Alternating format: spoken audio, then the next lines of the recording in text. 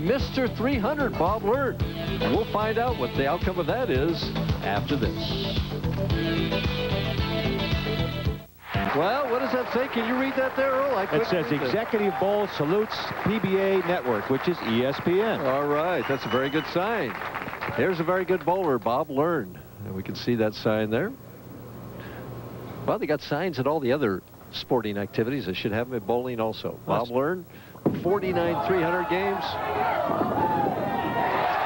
And he's still thinking about it here. So. Well, he's trying to get the crowd on his side, and he's got him going. Now, just the opposite is a Mark Williams, who is very calm, collected, and relaxed, just gets up and does his job. You can see his eyes. Look at the concentration on his face. This is the most time I've ever seen him take. Well, he got no strikes on that lane last game, but he starts right off with one this game. We see, that was the game before. That's game match 1. D'Entremont struggling. Mark Williams zoned in, 255, 142. I wouldn't be surprised to see him come up with another big game here. He feels fortunate to get by Duke, and he's rolling the ball well. Actually, the second half of that game against Norm Duke, he bowled extremely well. He left a good solid 10-pin, a 4-pin, and in between those strikes, he had the 6th, 8th, and the 2 in the 10th. It could have been 230. Instead, it was 190, but it's still enough to win. 193, 191. Him the winner in match number 2. Here's a striking machine, Bob Learn. 49 300 games to his credit. Woo, that one rolled out of the pocket, Earl. Sure did. Those pins are going to last a little longer if you hit them like that. Here's a good look at the style of Bob Learn. And watch him take his left hand away from the ball. He's carrying only with his right. Uses a lot of strength here. You can see he cups the ball with his wrist, just as much like Mark Williams. But he lets it go a little bit in the back right there. Not quite as strong on the forearm. And then as he comes through, he really rips hard on the ball. Look how he leans back into the shot, almost sits down, you might say. And that's really a detriment to accuracy to fall back on the shot like that, but he gets a lot of rotation on it. And if he can open up the lane, in other words, get the ball to come out to the right and come back, he can beat almost anybody because he can strike forever. Spare shooting again hasn't been that tough. He's switching balls. He'll go cross lane here. Throw it hard and straight. He won't throw a big hook at this one. And he missed it. How many times have we seen it? Another mistake. That's number 8. That's single number pin 8. spare. Here's a good look at his wife. And Stacy's not happy with that. She kind of shakes her head with that. He says, it backed up. Well, Norm Duke's wife, Karen, sitting at home watching, I'm sure wasn't real happy with the way Norm bowled either. So it's one of those days. It just happens like that sometimes. Mark Williams wants to take advantage of it. Oh, another rig and 10 on that right lane. He's throwing the ball so well. It's just hard to imagine that he can't continue to throw strikes. I'm very impressed. Like I said, I talked to him before the match, before we went on the air, and he was so happy with the shot out there. He just felt that this fit his game. He could get out there and throw a lot of strikes. Interesting as he converts the 10-pin, how one bowler will think the lanes are one way, and another bowler bowling on the same lanes doesn't find them that way. Especially a player, getting back to Norm Duke, who I admire and respect very much. His bowling ability is just phenomenal. He can play most any shot. Why he would play on the edge of disaster, I'm amazed. I'd like to have the opportunity to speak with him after the match, see what his ideas were. Now Mark Williams has got 4 flush shots, 3 strikes as he continues to pound lane 17. Bob Learn needs to regroup. Only trailing by 12 pins. We're in the 4th frame. He's playing way inside here. Watch where he slides over by the channel.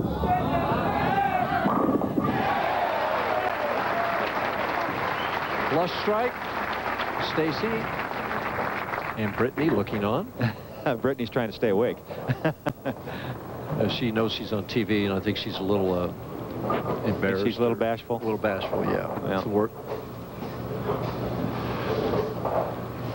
And be sure to join us Monday or Thursday. What am I saying? 7:30. It's the IAAF World Athletic Championships coming from Gothenburg, Sweden.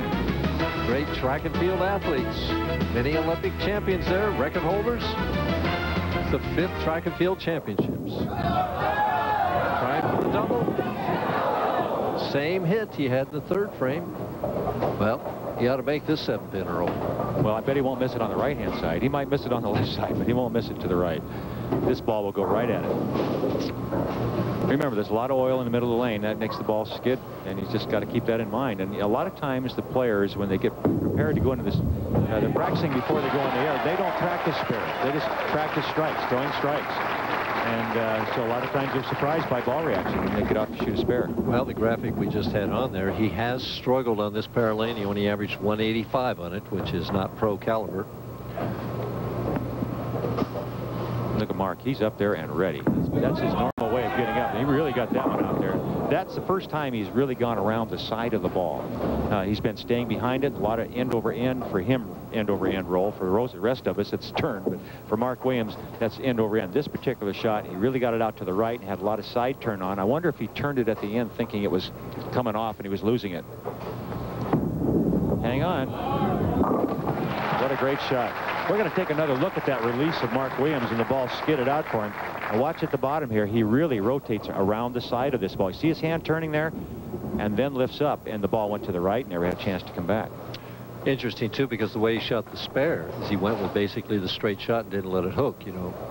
So exact opposite hand release on the spare. Converts the spare, though. Nothing lost. Back on lane 17, where he just never misses. He gets the finish over there, too, Earl. Mark Williams, we're going to take another look at this flush strike on lane 17. He's having no trouble with that one. He leads in this match right now by 12 pins. Earl and I will be back with the completion of our semifinal match after this. Bob Learn is over doing something. I'm not exactly sure. Oh, he is a little billboard problem there. Oh, I see. It was falling off. Yeah, he's falling apart out there. Well, he's only down 12 pins. We got half a game to go.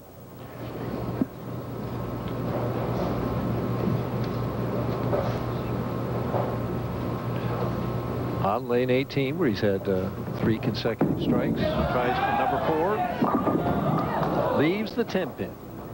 Now, watching the guys practice again, I keep referring to this because it's a very important part of the tournament. The players preparing to go on the air. They get an hour to practice before airtime, before we start the tournament. The matches on television that you're watching at home. Watching Bob Learn, he had the most trouble of any of the 5 players. He just couldn't seem to get lined up to the pocket. And now he's lined up to the pocket, but he can't strike. You know, Bob has 49 300 games. I asked him, what's the secret of bowling 300? Try not to think about it. Basically, when you get in the 10th frame, you can't really think about what you're doing. The more you think about it, the more you start stinking. So I try not to think about anything when I'm up there.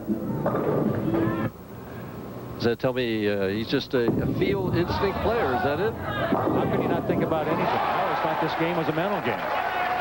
Well, I guess we're all different, huh? I guess we are. Love taps to 10 and gets something going on lane 17, trailing by 13 pins. Take another look at that shot and watch what happens. The love tap that Mike Durbin's talking about here. See the 6-pin go into the channel. Just enough. Finally gets lane 18. Little different shot there. Much different angle of attack into the pocket. A lot of end over end roll. Looked like he moved to the right a little bit on that shot. Pretty big gamble right now. Well, he goes up by 23, going to his good lane that he has not missed this game yet, lane 17. For 3 in a row. Perfect. He's ready. I'll tell you what. I think he smells it, Earl. Well, he's definitely due. He's had problems, as we talked about, winning matches, and just can't seem to get it going. Now he seems to have that line that nobody else has. He has a shot working for him, and he's very comfortable on the lanes. Bob Learn getting a re-rack. Now he's up, ready to go. Bob seems a little bit confused out there. He's got a strike here, Earl. Well, he's running out of frames, and Mark Williams not letting up. Another 10-pin, and that's just the entry angle. The ball coming in behind the head pin. You can see the look of disappointment by his wife, and obviously this is a tough way to make a living, folks, throwing a bowling ball, and when you get the opportunity to get that big check, you want to take advantage of it. Interesting, too, because these two guys bowled in the position round last night, and if Mark Williams would have struck out in the 10th frame as Bob converts the 10-pin, Bob wouldn't have made the telecast. It was that close. If he'd have got another strike in the 10th frame, Mark Williams, and then 8 pins, Learn would have missed the telecast, and Mark Williams would have qualified second. He didn't get the strike, and Bob qualified second, and Mark Williams went all the way down to 5th. You want to explain all that again? Well, it was an exciting position. Thank you. Got lane 17, but it maybe too little too late. Mark Williams flipping right along at a 2:29 pace right now. Just needs a couple of marks to lock this up. 33 pins ahead. 2:16 possible for Bob Learn Jr. Mark Williams going, as you mentioned, at that 2:29 pace. Still needs to get the marks, has to stay clean, and this has been the lane that's given him the most problems right here, lane 18.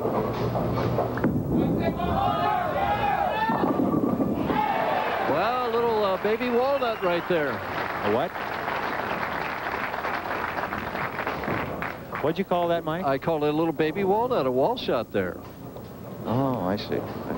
Well, I mean, I remember Roy Buckley calling that when you carried the wall shot to earn your first million in Toledo. So you've probably forgotten all about that. I never saw that first one.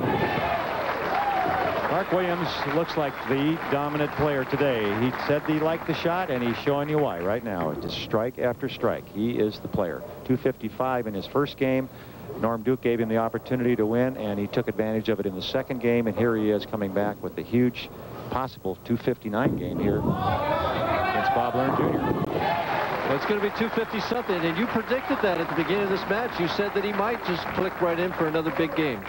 Well, it was an emotional, uplifting effort for him because Norm Duke gave him that second match. Norm Duke had moved in. I think he would have had a lot tougher time with him. Got him ready for this match. Bob Learn had more than he could handle here.